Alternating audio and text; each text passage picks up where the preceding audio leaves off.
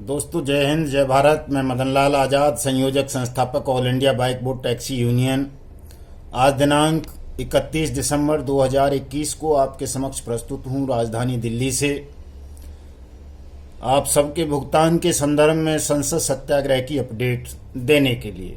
दोस्तों, चूंकि कल नववर्ष 2022 का शुभारंभ होने जा रहा है, तो इसलिए सबसे पहले तो मैं आप सबको हृदय की अनंत गहराइयों के साथ नए साल की शुभकामनाएं प्रेषित करता हूं और परमपिता परमात्मा से प्रार्थना करता हूं कि वो नववर्ष 2022 में आप सबकी इस भुगतान संबंधी मांग को पूर्ण करें, सद्बुद्धि दें ठगों को और इस बेईमान सिस्टम को कि वो भारतवर्ष के 20 करोड़ ठगी पीड़ित जमाकर्ता परिवारों का जो भुगतान सालों से लंबित है उसको अविलंब पूरा करके अपनी साख और विश्वास को बचाएं।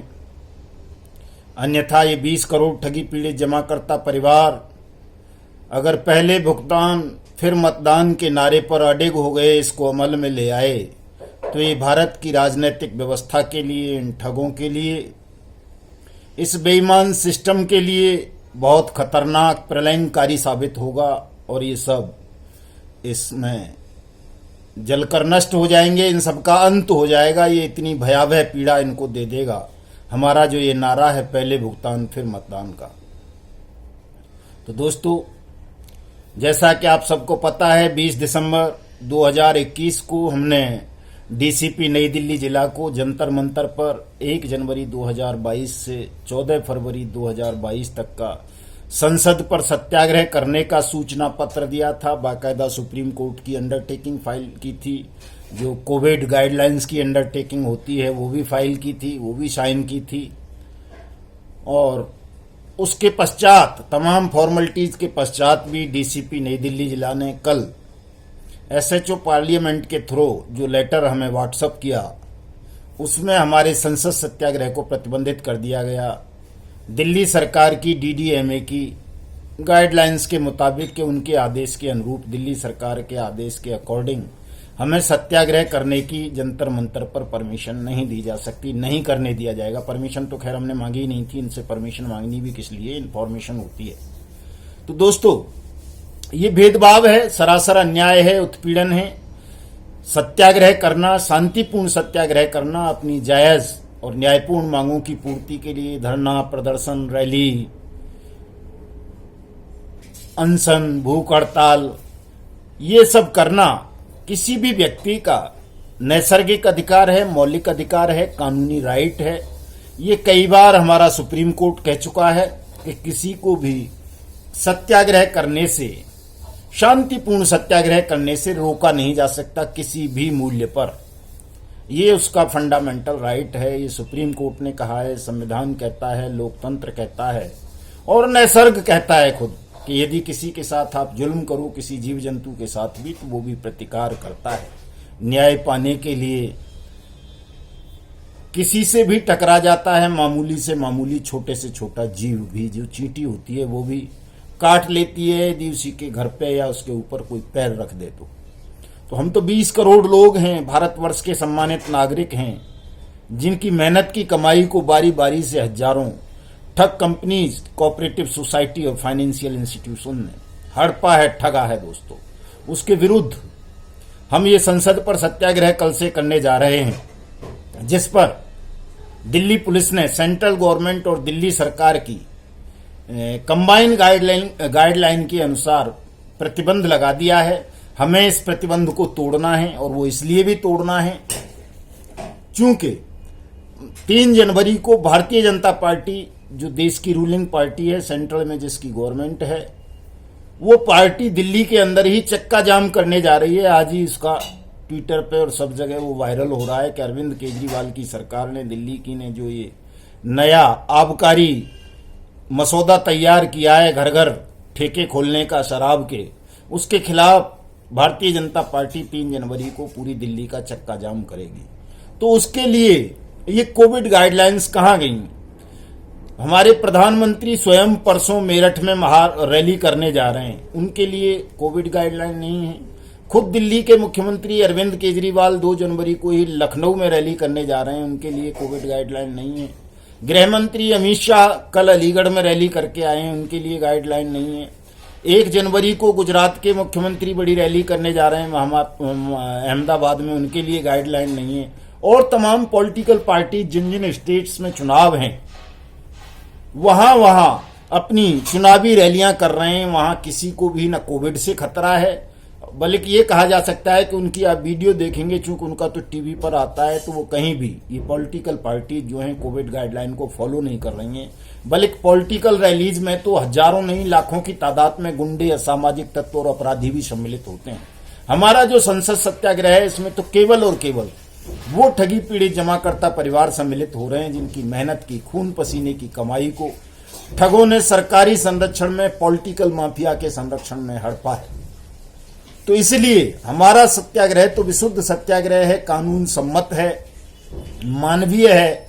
उसको रोकना सरेआम अन्याय है, कानून की अवमानना है, सुप्रीम कोर्ट की अवमानना है, संसद की अवमानना है, संविधान की अवमानना है और मानवता का अपमान है। दोस्तों, हमारे साथ ये इसलिए भेदभाव किया जा रहा है चूंकि हम कमजोर लोग हैं, ठगे हुए हैं, लुटे पिटे लोग हैं, संगठित नहीं हैं, उतने ज्यादा बड़े अधिकारी हमारे अंदर नहीं है, हम कोई सांसद नहीं है, विधायक नहीं है, कोई आईपीएस नहीं है, आईएएस नहीं है, हम देश के सामान्य नागरिक हैं।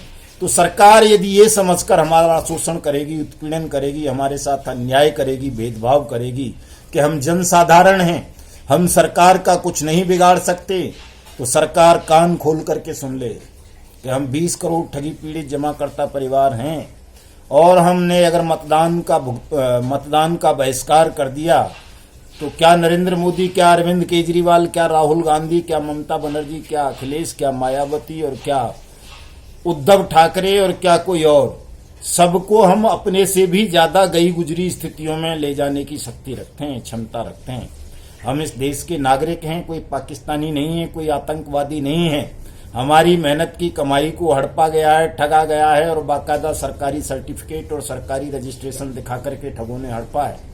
वो बहुत सारे सेंट्रल गवर्नमेंट में बैठे हैं, बहुत सारे दिल्ली गवर्नमेंट में बैठे हैं, बहुत सारे राजस्थान की गवर्नमेंट में बैठे हैं, बहुत सारे अन्य राज्यों की सरकारों में बैठे हैं, बिहार वगैरह में ठग। और उन ठगों को फांसी देने की मांग हम कर रहे हैं, अपनी भुगतान की मांग हम कर रहे हैं। संसद द्वारा सर्वसम्मति से पारित कानून, अनियमित जमा योजनाएं पाबंदी कानून 2019 को लागू करने की मांग कर रहे हैं। और जिन ठगों के कारण हमारे 1200 से ज्यादा सैनिक भाइयों ने आत्महत्या की, लाखों अन्य लोगों ने आत्महत्या की, उनको फांसी देने की मांग कर रहे हैं। कोई गलत मांग नहीं कर रहे हैं और बिल्कुल शांतिपूर्ण संसद सत्याग्रह करने जा रहे हैं। इसे जो भी रोकने का प्रयास करेगा, जिस भी कारण से, छल से या बल से, हम उसका विरोध करेंगे, प्रतिकार करेंगे। दोस्तों, चूंकि पुलिस ने साफ साफ लिखित में मना कर दिया है कि हमें संसद सत्याग्रह जंतर मंतर पर नहीं करने दिया जाएगा, मैं कहता हूं दोस्तों, ये गैर कानूनी फरमान है दिल्ली पुलिस का, चाहे वो उसने मोदी जी के कहने पर जारी किया है, चाहे अरविंद केजरीवाल के पर। वो भेदभावपूर्ण है, अन्यायपूर्ण है, हम उसका विरोध करेंगे, पूरी तरह से विरोध करेंगे। अगर पुलिस चाहे तो हमको जेल भेज सकती है, हम सरकार की इस गाइडलाइन को तोड़ेंगे, फॉलो नहीं करेंगे, संसद सत्याग्रह करेंगे, किसी भी मूल्य पर करेंगे, भले ही जेल जाना पड़े, गोली मार सकती है पुलिस, गोली मार दे, जो कर सकती है वो कर ले। लेकिन जब तक हमारे तमाम 20 करोड़ ठगी पीड़ित जमाकर्ता परिवारों का भुगतान नहीं हो जाता, उनकी मेहनत की कमाई उन्हें वापस नहीं कर दी जाती, अनियमित जमा योजनाएं पाबंदी कानून 2019 के तहत, और ये सुब्रत राय सहारा, निर्मल सिंह भग्गू, मितेश अग्रवाल, संजय भाटी, डेजी मेनन, राशिद नसीम, जोहरा शेख, फलाना सिंह, फलाना तिवारी, फलाना ढिमकर, वो इन तमाम ठगों को जब तक सजाए मौत, फांसी पर नहीं लटका दिया जाता, तब तक हम शांति से नहीं बैठेंगे, ये सत्याग्रह वापस नहीं लेंगे। दोस्तों, चूंकि मामला टकराव का हो गया है, लड़ाई का बन गया है, हालांकि हमारी पुलिस से कोई लड़ाई नहीं है। पुलिस तो उनकी एक तरह से क्या कहेंगे, सुबह एक एसीपी साहब की कॉल आ रही थी, उन्होंने एक अजीब सा शब्द लिया था कि साहब हम तो रबर के खिलौने हैं, उनके गुड्डे हैं, वो जैसा कहेंगे वैसा कर लेंगे, हम कोई मालिक तो है नहीं।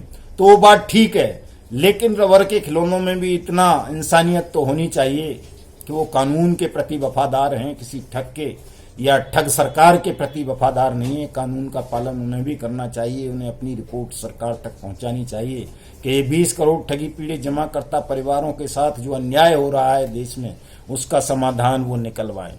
दोस्तों, चूंकि बहुत ज्यादा चांसेज हैं टकराव हो सकता है। हम सत्याग्रह करना चाहेंगे और वो सत्याग्रह करने से हमें रोकेंगे, क्योंकि आपके सत्याग्रह का मतलब आप जानते हैं कि देश की, सेंटर की और स्टेट की सरकारें नंगी हो जाएंगी कि उन्होंने किस तरह से सुप्रीम कोर्ट के आदेशों की अवमानना की, किस तरह से संसद की अवमानना की, किस तरह से महामहिम राष्ट्रपति के उस अध्यादेश की अवमानना की जो ये कहता है कि 180 वर्किंग डेज में तमाम ठगी पीड़ित जमाकर्ताओं का पुनर्भुगतान किया जाए मैं ब्याज के साथ।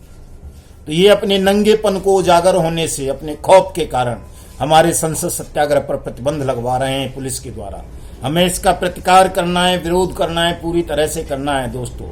इसलिए तमाम साथी जो भी कल के संसद सत्याग्रह में सम्मिलित होने आ रहे हैं वो पूरे सोटे लंगोटे के साथ सम्मिलित होने आएंगे। सोटे लंगोटे से मेरा मतलब ये नहीं है कि आप अहिंसा करेंगे, किसी के साथ कोई झगड़ा करेंगे। पुलिस जहां भी रोकेगी वहीं रुक जाएंगे। अगर वो जेल ले जाना चाहेगी तो जेल चले जाएंगे, डिटेन करना चाहेगी तो डिटेन हो जाएंगे, लेकिन संसद सत्याग्रह वापस नहीं लेंगे जब तक कि आप सबका भुगतान नहीं हो जाता।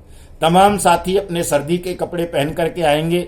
जंतर मंतर जहां हमें संसद सत्याग्रह करना है वो पटेल चौक मेट्रो स्टेशन के नजदीक है, राजीव चौक मेट्रो स्टेशन वहीं है, ट्रेन से शिवाजी ब्रिज का जो रेलवे स्टेशन है वो नजदीक है, नई दिल्ली रेलवे स्टेशन नजदीक है। जो बसों से आएंगे वो 790 है, 729 है, 770 है, 703 है, 704 है और बहुत सारी बसें आती हैं वहां तक दोस्तों। इंडिया गेट, प्रधानमंत्री हाउस, संसद भवन, ये सब आसपास ही हैं जंतर मंतर के।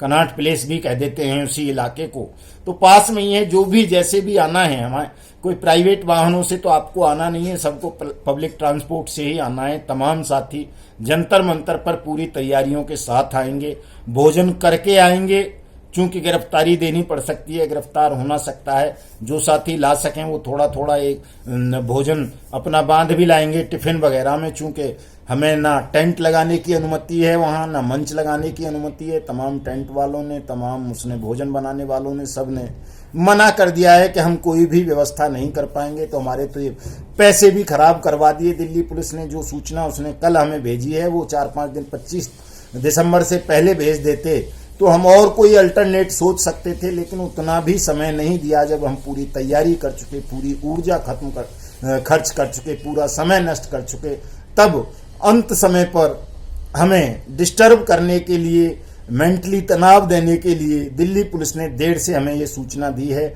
और इस सूचना के खिलाफ, दिल्ली पुलिस के आदेश के खिलाफ हमने सुप्रीम कोर्ट को लेटर पिटीशन फाइल कर दिया है, चीफ जस्टिस ऑफ इंडिया को, कि वो हमारे मौलिक अधिकारों की, नागरिक अधिकारों की रक्षा करें, हमें संसद सत्याग्रह करने दें, शांतिपूर्ण तरीके से करने दें। चूंकि हमारा सत्याग्रह ठगों के और अपराधियों के खिलाफ है, किसी प्रशासनिक एजेंसी के खिलाफ नहीं है। हम ठगों से अपना पुनर्भुगतान चाहते थे, हम उस कानून का पालन करवाना चाहते थे जो कानून हमारी पार्लियामेंट ने बनाया है, जिसमें सरकार को बाउंड किया गया है कि वो ठगी पीड़ित जमाकर्ताओं का पैसा वापस करेगी। हम सुप्रीम कोर्ट के उन आदेशों का अनुपालन करवाना चाहते थे जो सुप्रीम कोर्ट ने सेबी, PACL, सहारा और पिनकॉन और दुनिया भर की कंपनीज के मामलात में दिए हैं कि तमाम ठगी पीड़ितों का पैसा वापस किया जाए, सेबी के मार्फत, कमेटीज के मार्फत, SFIO के मार्फत और लिक्विडेटर्स के मार्फत।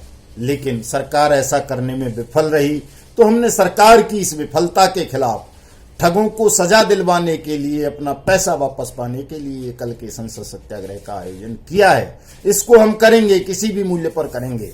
और अगर सरकार ने हमारे साथ ज्यादती की, जुल्म किया, अन्याय किया, तो हम सरकार की समूची इस चुनाव प्रक्रिया का, मतदान का बहिष्कार कर देंगे। सीधी सी बात है दोस्तों, इसमें कोई बहुत ज्यादा आपको कुछ नहीं करना है। मान लो सरकार कुछ नहीं करने देती, हमको गरीब, कमजोर, लाचार समझ करके हमें जेलों में ठूंस देती है, या लाठी चला देती है, गोली चला देती है, या कुछ और कर देती है, तो उसके खिलाफ हमारे पास एक बहुत जबरदस्त हथियार है, मतदान के बहिष्कार का। हम 20 करोड़ ठगी पीड़ित जमाकर्ता परिवार हैं, देश के आधे से ज्यादा वोटर हम हैं, आधे से ज्यादा लोग हैं, आधे से ज्यादा आबादी ठगी पीड़ित है।